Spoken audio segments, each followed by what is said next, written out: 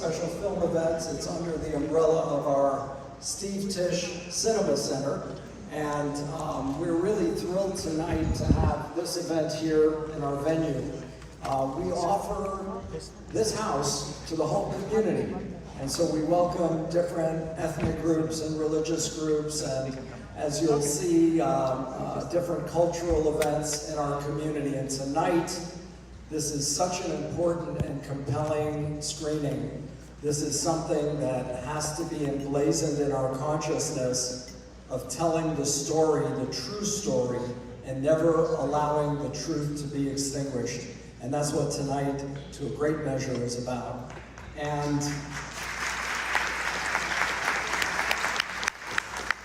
it's my great honor to welcome a couple of people who are going to come up and say a few words. Firstly, Scooter Braun, who contributed enormously to the music and entertainment industry, a major activist against anti-Semitism, and he's got a special announcement to make.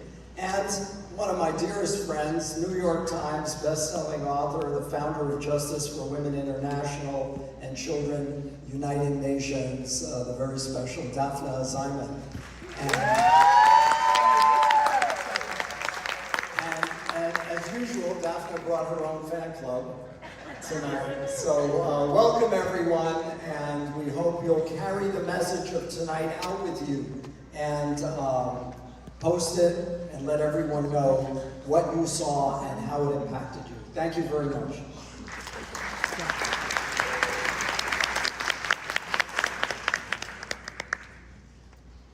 My goodness, if every temple and every theater had Rabbi Baron at the helm, I think we would be such a great community. Please give him a huge hand.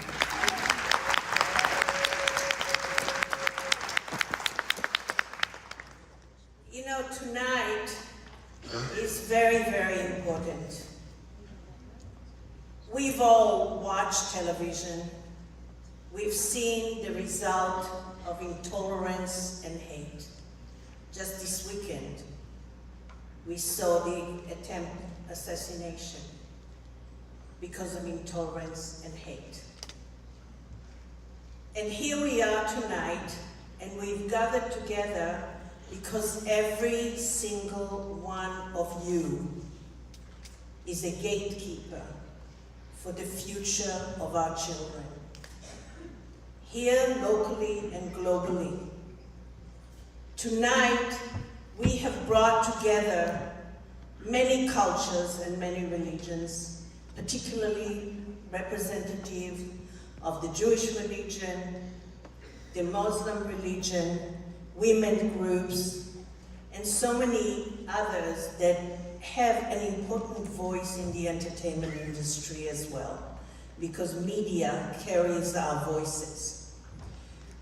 Co-hosting tonight with me is a person who has made a huge impact on the entertainment industry and the music industry, but that's not why I invited him here tonight. Scooter Braun stands at the helm of where we all need to move towards. When he sees the wrong, he actually makes every effort to do something about it. Whether what he's done about the hurricanes, or what he's done for Make-A-Wish, or what he's done when there was terrorism incidents outside the Ariana Grande concert in Manchester. Scooter Braun has now, when he has seen what happened at Nova, he took the helm again and decided that it's not going to stop there. And he's going to tell you what he's actually doing about it. So I don't want to steal his words. But it takes people like Scooter. It takes one to make a huge change in the world, just one. And each one of you can be one in a combination of many. And all together, we can have such a huge impact. Because what has happened on October 7th is below the tipping point of humanity. When girls are raped and mutilated as a way of calling warfare on a country, that's somebody else's daughter. It's somebody else's sister. It's some father's crying eyes and mother. And that is intolerable. Such horrific situations should never occur on the global map. So I want to thank you all for responding in such a way. By being here together tonight, you're becoming a part of the pathway towards a better day tomorrow. I particularly want to thank some of the sponsors tonight. Stand with us, Rose Rostin and Esther here. Thank you so much. Women's Voices Now, Heidi is here. Thank you so much. Couldn't have done it without you. The Muslim women organizations that are here tonight, thank you so much. From the bottom of my heart. Ross Kemper and Linda Kokorian Kemper, thank you for sponsoring. Michael Thornton, thank you so much for sponsoring tonight as well. And Patty Glazer, thank you for coming forward and supporting this whole situation. You're an angel. And we have somebody here who, against all odds and against many threats, he's here to talk truth. And that's Ahmad, who is actually right here. Thank you, Ahmad. Ahmad's entire family was actually killed during the Gaza-Israel war. He was born in Gaza, and he's here tonight because he couldn't tolerate what Hamas did on October 7th. And that truth will ring forever. Thank you so much for your support and your love, kindness, and your truth. And with that, let me introduce my friend, somebody I truly admire, Scooter Braun.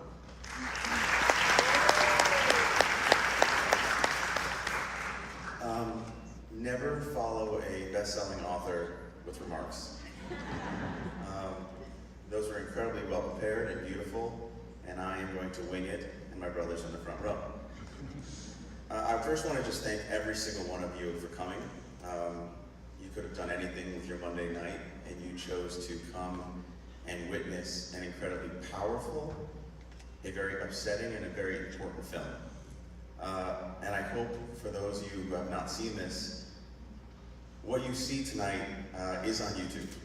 And it's there because after talking with my friend Sheryl Sandberg, who couldn't be here, who's an incredibly brave and powerful person who you will see in the film, they put it on YouTube because it's completely accessible to everyone, and there's no excuse for someone to not take that time to see it. When I met the survivors of Nova, it was at a healing camp with my brother Sam, who's here in Israel. We arrived in the morning at 7 a.m. and we were at a kibbutz by 8. And we saw things that no one should ever see. We saw devastation. Unfortunately, the blood was still on the walls. The smell, we'll never forget. And then we went from those communities to the Nova field. And we kind of expected to see what we saw, unfortunately. We knew this kind of evil was in the world because of our family background and the stories of the Holocaust, and my grandmother being in Auschwitz and my grandfather being in Dachau, and my unfortunate experience with someone who had the same ideology as Hamas, who committed a terrorist attack at one of our shows in Manchester. But when we arrived on the 4th day, we went to the Nova Healing Camp. and we saw kids 20 to 24 years old. Many who had lost friends, who had witnessed the things you're going to see, who gave interviews, and they were laughing and crying and singing music and doing therapy together, writing songs. And I sat with one young lady who had lost all of her friends. She was the only survivor out of her group of friends. And she said something to me, she goes, you know, you're here, you understand, but if I was out there in the world and I didn't know, maybe I would hate me too. And it was the first time on the trip where I became incredibly angry. Because what happened to those kids at a music festival, the same music festival where our families would have gone to Coachella, or Stagecoach, or Governor's Ball, it was truly a music festival, and these kids were murdered as they were running away, as they were hiding in porta potties, as they were trying to escape in cars.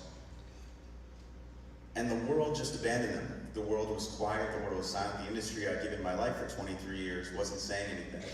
And I was confused because when we had a terrorist attack in Manchester, 22 people were killed and many more maimed and injured. And within 2 weeks, the entire world rallied behind us.